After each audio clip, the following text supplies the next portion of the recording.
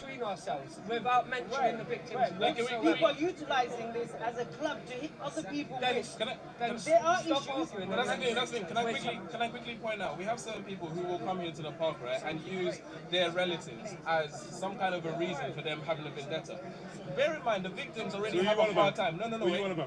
The victims, I'm talking about Raj. I'll say Raj. Now, the victims already have a hard time retelling their cases when they even go to report them. Yeah. For you to be coming to the park and telling everyone her story, do you not have any shame? Do you not have any shame? I think he was. Story. Do you not have any shame? Do you not have any shame? I think he was. Do I have any shame? Have a million times more shame than you. You have no integrity, in my opinion. You're the master of sophistry. Remember, sophistry is somebody that speaks in an eloquent way and speaks with baseless arguments, but because of the way they articulate themselves, people think that they are talking sense. In reality, it's just verbal diarrhea, especially when it comes to grooming. You know, for you to say to me, do you have any shame, it's just absolutely what I call disrespectful to me, my family, my cousin. Do you think I'd have be speaking about this if I didn't have any kind of permission? This happened 10 years ago. I'm sick of it. My family is sick of it. And we've got to a point where we're like, all right, forget it. Let's just talk about it because we can help other people. You may not like that because you are what I call an apologist. I'm not going to say for what because I don't want my video flagged. But you know, when we had that conversation on a live stream as well, you was talking about paedophiles like they were victims, and you was, you justified the unjustifiable. Now the thing is that for a guy that is for what being shameful, this particular hat of yours called Blacked. I've been told by numerous people that it's actually a porn site where black guys have sex with white women, and it says a lot about you. The reason why it says a lot about you, I've finally figured out what your problem is. You just hate white people. So any cause or any things that are against white people, that are affecting white people, you will go on the opposite end. And so this particular grooming issue is affecting a lot of white people. So you're on the end of the Muslims, Asian Muslims, because you want to side against the white people, obviously because of past aggressions. And so you are what I call somebody that is completely disingenuous. You're not really going with the facts. And the reason why I say that, you know yourself that in 2013, the CEOP published a study. Yes, this is from a Channel 4 website, so this ain't just some thingy, Channel 4 News. You've done a report on it. And they separated the two abuses into type 1, which is for vulnerability, and type 2, which is paedophilia. And guess what? In 2013, 75% of type 1 were from an Asian background. We know what Asian means, majority Muslim. This is before. Why do you keep on choosing 2011 statistics? Why does he keep on using 2011 statistics? Because most of the cases that occurred where convictions have occurred, because this is how they get their data, happened after 2011. The only main one that didn't was Rotherham. So you have Rochdale, which happened in 2012. You have, let's have a look. You have Oxford, 2013. Yeah, these are massive cases. Bristol, 2014. Aylesbury, 2012. Yeah. And then you keep going down. Peterborough, yeah, 2015. So all of these cases happened after 2011, but he loves using the 2011 statistics because that fits his narrative, because he's an apologist for any kind of sexual abuse. He thinks they're victims instead of perpetrators, which is what he pretty much was going on about when he was speaking in that live stream, which even people that were against me started realizing that there's something wrong with this guy's head. We know who the perpetrators are, and it's affecting the Sikh community. These are the perpetrators. These are the guys that have been defending the girls of the Sikh community since the 80s, and this is the victim. Now we're going to be talking about the victims today, because it's true we should talk more about the victims and not just argue between ourselves. And these are the people that are most affected. So as you can see, lovely books. I'll take them to speaker's corner. Actually, I got more than that actually. It should trigger a couple of people. So we'll talk about the victims. Now we're going to go to a particular documentary. I'm going to go over it, which happened in 2013, and it was on the BBC actually. And the documentary was BBC Inside Out: The Hidden Scandal of Sexual Grooming of Young Sikh Girls by Muslim Men, and that was actually from 2013 and broadcast nationally. I think it was nationally. But before I do that, I want to show something that's very important. Something that happened on Speaker's Corner on Sunday, and it was between Reverend Simon and this guy here, which is based Welshman, and this is probably a second generation Muslim, maybe Pakistani. And listen to what he says about women dressing provocatively. Remember I talked about in other videos that Muslim men tend to have this skewed version of women when they dress in a particular way. And listen to this. Whether you like it or not, I don't like the way that some women are dressing. I don't think it's right that they dress. The way they dress provokes you, yeah? I don't agree with that, but I don't... Provokes you. Now, remember what the word provoke means. He's not saying he finds it inappropriate, he doesn't like it. Provokes, meaning that he feels that that person is pushing his buttons and making him want to kind of retaliate in some way. Now, when people say I provoke people, they're saying it verbally. He's saying physically, the way they dress is provoking him. So what happens after provocation to a lot of men? They may commit some kind of crime against that person, whether that's provoking him into hitting him or provoking him into doing some kind of sexual act. So this is very, very, very, very, very serious kind of mindset that we have to deal with in the UK. Yeah, you can listen to it again. Whether you like it or not, I don't like the way that some women are dressing. I don't think it's right that they dress provocative. Yeah. So what we're going to do now is go over the BBC documentary, and what I'm going to do just quickly, very quickly, is this documentary before that, because there's been two or three documentaries that have happened, and this is another one from 1988, and it's about how the Sikhs were originally fighting this by setting up the group Sher Punjab, which was called Lions of Punjab, and there were groups set up to protect Sikh girls, and a lot of brothers went to prison trying to protect our girls, and a lot of thousands of Sikh girls have suffered because of the silence of and the honour-based situation within the Asian communities. Two of the biggest gangs in the Midlands. So you can see this is a documentary. Tensions between the Sikh and Muslim communities. Fatima Salaria investigates. So this guy's Sikh and his name's Bush. He's actually the founder of Sher Punjab from Birmingham. By the Pakistani community itself, when young people go outside schools, and when that ages and that 19 to 20, they go in their fancy sports cars, hang about. We don't want them going to Pakistan. We know what Another Sikh guy. The Sikhs might not. Now look at the guys. Pakistanis always blacked out. Look, wonder why. Yeah, I wonder why. We've grown up here and we think... Wonder why they always blacked out and the Sikhs are not. What have they got to hide? If they're not so thingy, yeah? Love a name like... To love a name like... So you go to 3 years. And there's a Muslim guy. That doesn't mean that we do not rape them. We do not embarrass them in any such way. As they have been saying that the Muslim youth do. Yeah, so this is from 1988, for God's sake. 1988. And it's only coming out the truth about all of this stuff now.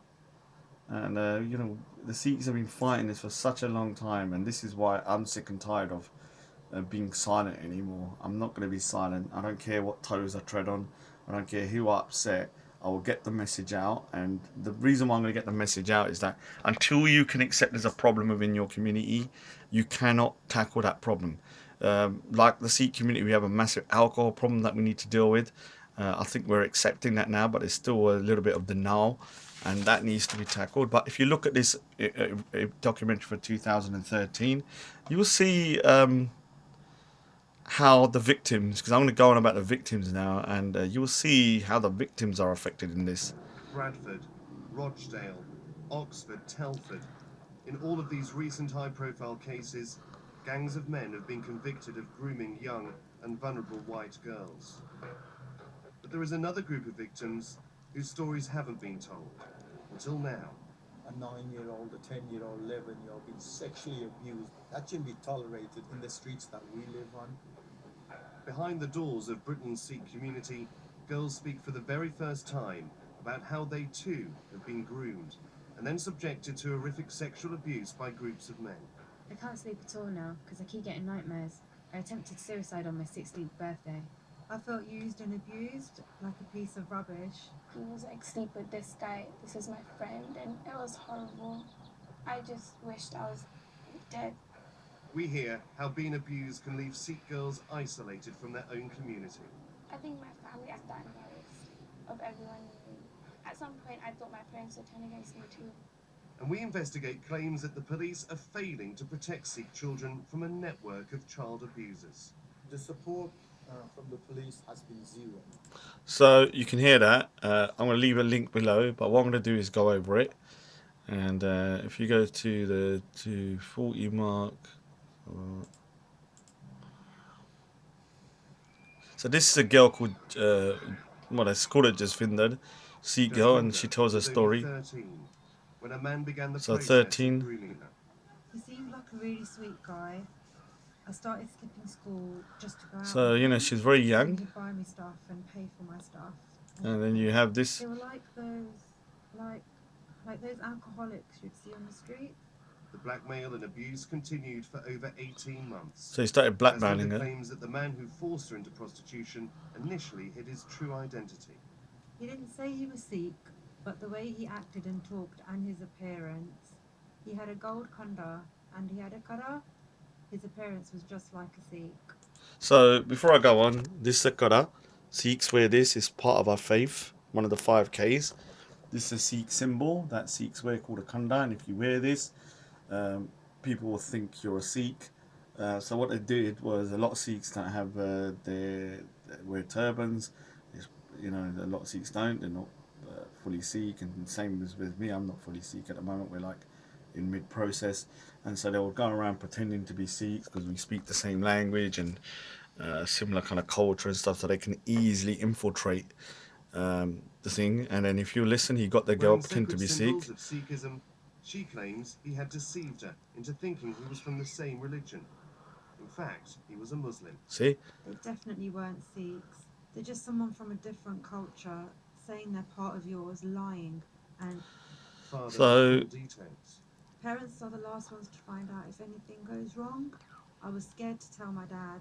There's just some stuff you can't tell. So, you know, the honour base is very, very problematic, and you can see that the guy pretended to be Sikh, and then he deceived her and prostituted her out and stuff. And then you get to, and remember she was only 13, so you've got to take this into consideration. I know a lot of Asian Muslims don't understand the age of consent, and so they think 13 is an adult for some goddamn reason. I'm not going to go into reasons why, but they are kids. How big a problem is the sexual grooming of girls within the Sikh community? It is a massive problem. Just imagine you got a 24-hour helpline, which... This is Mohan Singh, the Sikh Awareness Society guy. This is 2013. The more we're finding. Currently, we're dealing with 19 cases. 19. I think it's shot up to like nearly 90 now in the last 6 years because of the exposure that they've got. All the way from north to the south in Leeds, in Bradford, Birmingham, in Southwood. So now we're going to talk about taboo, Such a taboo, so and this is a big problem. We need to have an internal look. And whatever we find, we might not like the findings. We have a big problem with taboo and people not wanting to speak about stuff, and so this is very problematic because then this is how abuse can be hidden because people are too embarrassed to go to the police. And their families. In order to ensure that they can get married and to maintain dignity in the community, many parents feel they have to live by a code of secrecy, never revealing the abuse of their children. In fact, the stigma around sexual abuse can be so detrimental to a Sikh girl's future, The victims are often sent away from the family home, sometimes permanently. Yeah. So this is a sad story. The girl was sent to America because she was prostituted out by a guy pretending to be Sikh again, and you can hear her story. I won't go to the thingy, so if you go to this point here, you can hear a bit of the story. She's now in the States. She was 15.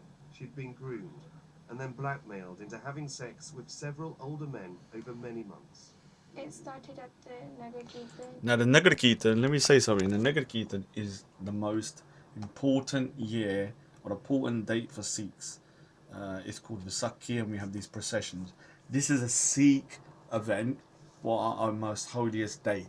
And it's like going to Christmas and pretending to be a Christian and then picking up Christian girls and stuff, using that particular, going to Eid and pretending to be a Muslim during Eid and trying to pick up girls and stuff. It is doing a religious event, and this just shows you how despicable these guys can be and how ruthless they are. And so you'll hear, she's going to tell the story about how this guy, pretending to be Sikh, turned up to a Sikh religious event and did this. Which is like Vaisakhi Nagar Kirtan, and it's a festival where you all walk, and it's just to celebrate who we are as Sikhs. And this guy approached me and he asked me for my number, and he was around like 18, 19, and he was wearing a kara, a Sikh bracelet, which is our identity. And He was wearing one of these. Why would you wear this?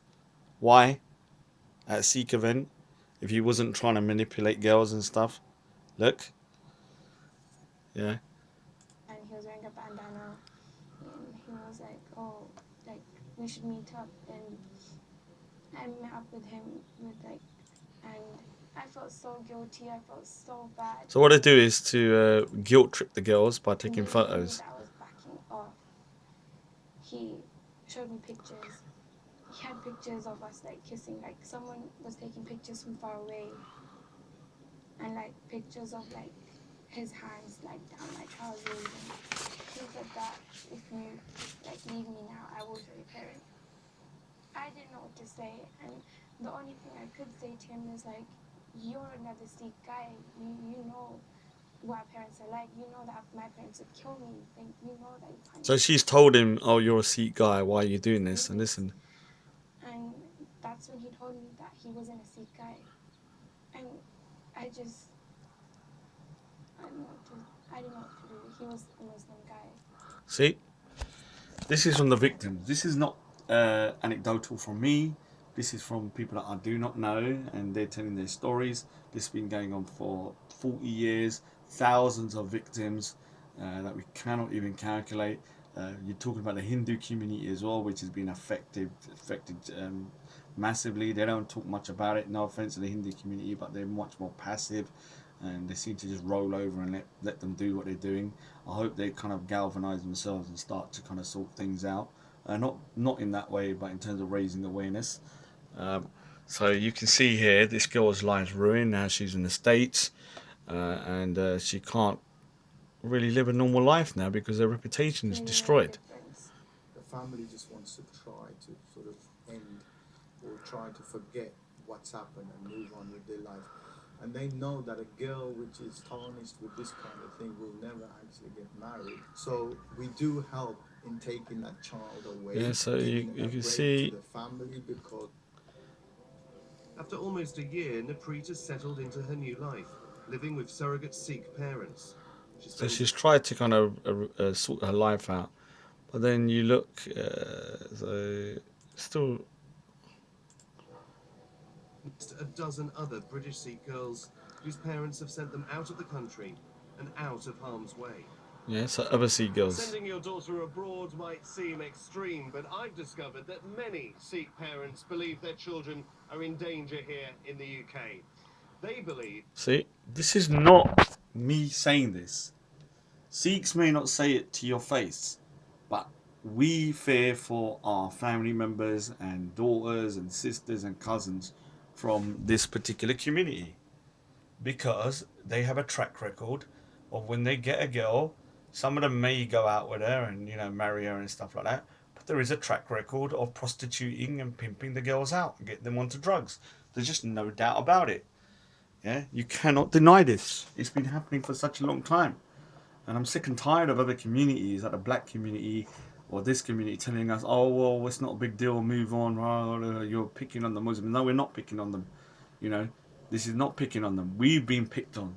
And now we are trying to raise awareness so they will stop doing this. You know, men have gone to prison, trying to do things physically, and we cannot go down that route anymore.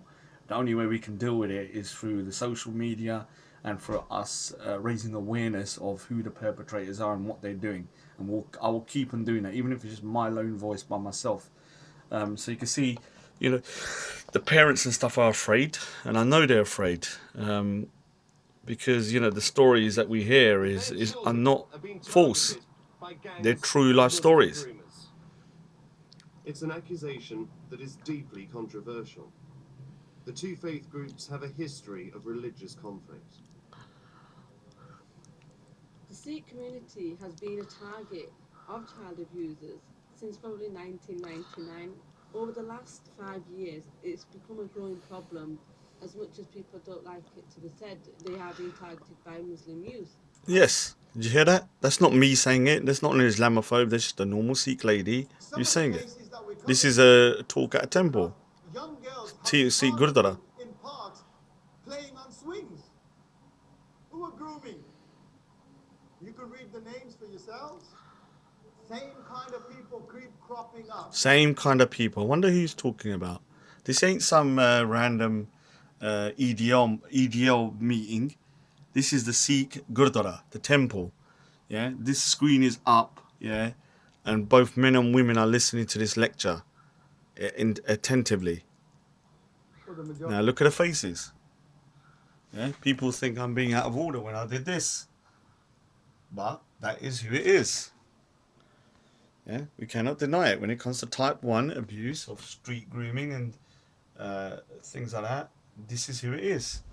This is who it is. I just draw what I see as reality.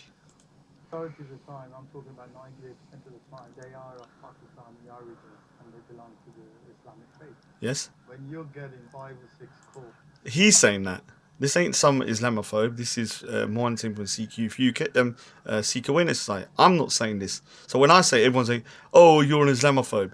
Now, when the CEOP, the official body for tackling sexual abuse, categorise type 1 and type 2, they want what I call kind of Islamophobes sitting in a room. How can we discriminate against Muslims to make the statistics look worse?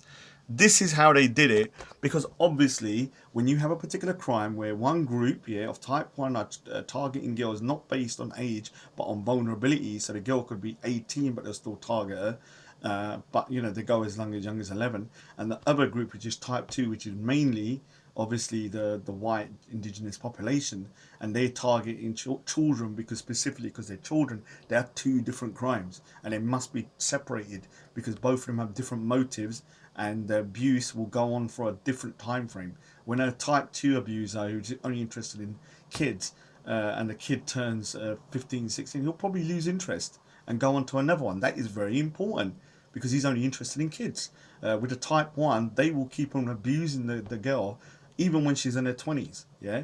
So you have to separate the same way you have to separate, say, you know, when you have theft, you have robbery, and you had burglary. Both the end consequences are the same. Someone loses their property and they are violated, but the reasoning to why they do it is different, and the approach that needs to be used to tackle it needs to be different as well. This is the same with this. They did it, the CEOP, yeah, not Islamophobes, not EDL, not Tommy Robinson, not me. The CEOP separated it. So this Reggie has this bee in his bonnet because he hates white people, that you know, anything that they do is against Muslims now for some goddamn reason. And so obviously we're talking about this, and one of the things, the most frustrating things, is the lack of acknowledgement from the Muslim community, Asian Muslim community. I mean, I know so many times that, you know, they went to the mosque in the 80s and 90s trying to talk to their imams and stuff. Oh, nothing's happening. Oh, don't worry. You know what I say? Bury your head in the sand and see what will happen long term. Just keep on burying your head in the sand and watch this. Little evidence to suggest organised gangs are specifically targeting Sikh girls. we have been in contact with some of the communities who have been affected by this, in particular our Sikh communities. I personally have had meetings and discussions with this.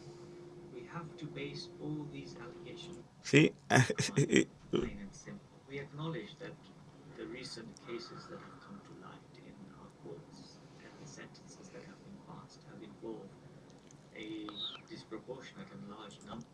disproportionate. 84% of conviction rates are from the Asian Muslim community, and they only make up 4% of the population. Now, some people are very thick.